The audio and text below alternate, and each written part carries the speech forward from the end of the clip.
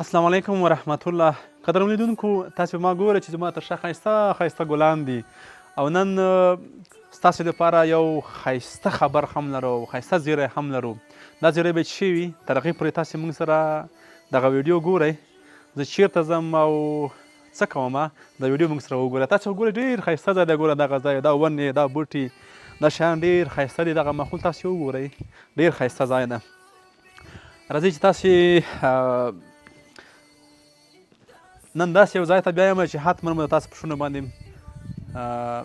خندا راځي او خوشحاله به وي انشاءالله. خو په دې ښایسته ځای کې یو کور ده، که څه هم دلته ډېر ګلان شته، ډېر هغه شته، خو دلته دا کور چې ده دروازه نه لري. زه به غږ وکړم تر څو پورې یو څوک راووځي. داجي صاحب کور کې څوک شته؟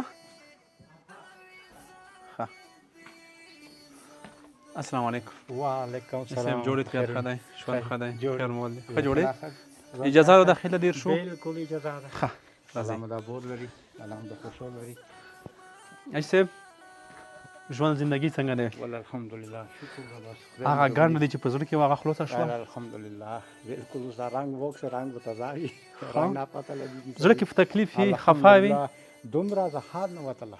ښه لیدونکو تاسې به وایي چې دغه اوس بله موضوع شوه، بله موضوع نه همغه موضوع ده. خو دغه حاجي صاحب په زړه کې یوه لویه ګنډه وه، دا ډېر خفه و، دا یې ډېر ورخطا و. خو الحمدلله هغه ګنډه یې خلاصه شوې ده، هغه ستونزه یې حل شوې ده. شاید دغه پر ځای تاسې په عکس کې موږ سره لیدلی وي چې دلته به ډېرې اکسرې ایښې وي، دلته به ډېره دوا ایښې وه او زموږ د دغې خورکۍ عکس به تاسو شاید په زموږ په پاڼه باندې لیدلی وي. دا هغه خورکۍ وه چې څه موده وړاندې ناروغه وه او په همدغه کور کې تقریبا څو میاشتې پرته وه؟ 8 میاشتې پرته وه. 8 میاشتې پرته وه. ښه، که یوه بله خبره درته وکړم چې دغې خورکۍ تقریبا 6 میاشتې کېږي دې خورکۍ خوراک نه و کړی، دې څه نه خوړل. که وبې هم خوړل ستونو کې به یې بندېدل، بېرته بیا وفات ته ننوت. خو الحمدلله نن د خوشحالۍ ځای ماته ځکه دی چې یو انسان 6 میاشتې بعد خوراک کوي، چې یو انسان 6 میاشتې بعد اوبه وڅکي، خوراک وکړي، څښاک وکړي، دا ډېره غټه خبره دی.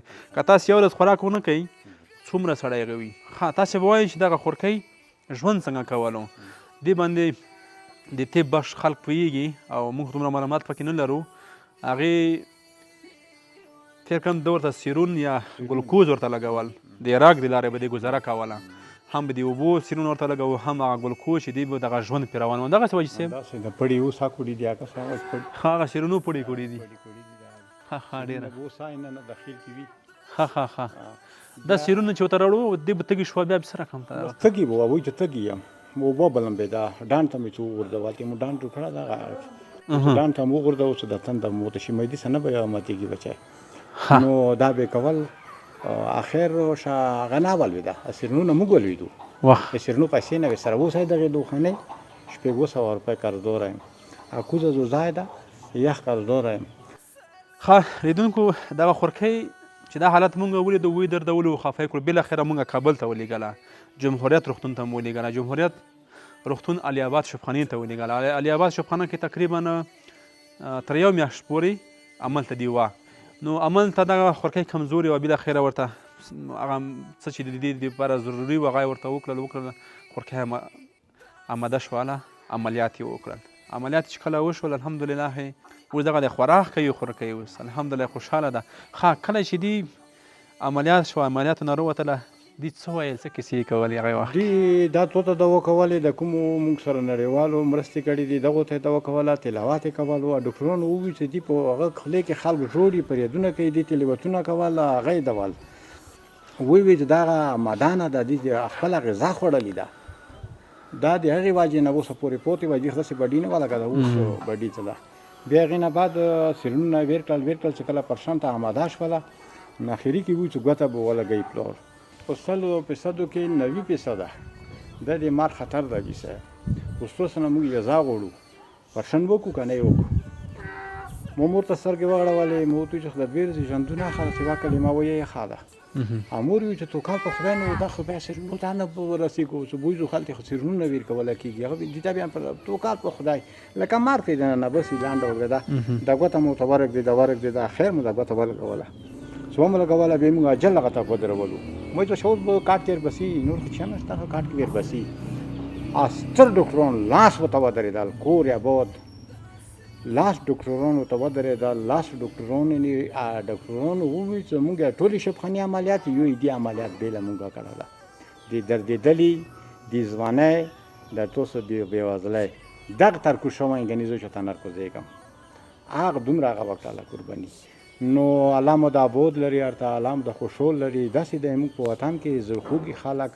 داسې خلک چې د اوس موږ سره مرسته وکړله یا یې تاسو سره کوله دا د خدای ابود خوشحال ارته لري انشاءالله نه بخړېږي انشاءالله نه بخړېږي نو بس هغه اپرشن یې کنیوب شو ډاکټران سره وتل موږ نه زیات خندېده خندا وه حتما مو په سترګو ویښې راغلې د خندا نه د خوشحالۍ نه ویښې نه راغلې لاړم مړی ته مړی نه ولګېده کني ته څومره وخت مو تېر کړی ده هلته به څه ژړا وشوه موی ته شی مو لور مړه ده کله چې اولاد یو نوک هم ځمکې سره ولګېږي وخت غږ وکړي د مور او پلار په زړه کې یوه څړیکه تېرېږي او بیا چې کله د داسې اولاد مریض وي په دې حالت باندې ورته ورته ګوته لګوي هغه باندې پوهېږم چې تقریبا 90% د مار خطر وي حتما به د ګوته لړزه کوي ښه خورکۍ سره څو خبرې کوو که دې خبرې کولی شئ څو خبرې ورسره کوو ښه قدرمن لیدونکو خورکۍ سره څو خبرې کوو خورکۍ څرنګه یې اوس صحت د ښه دی الحمدلله اوس بیخي ښه یم شکر دی خورکۍ به کله کله چې خبره وکړله چې ما ته اوبه راکړئ تږي یم او دې اوبه نه شم چې باوره که زه دې ټکي دومره سخت خفه کړی یم چې کله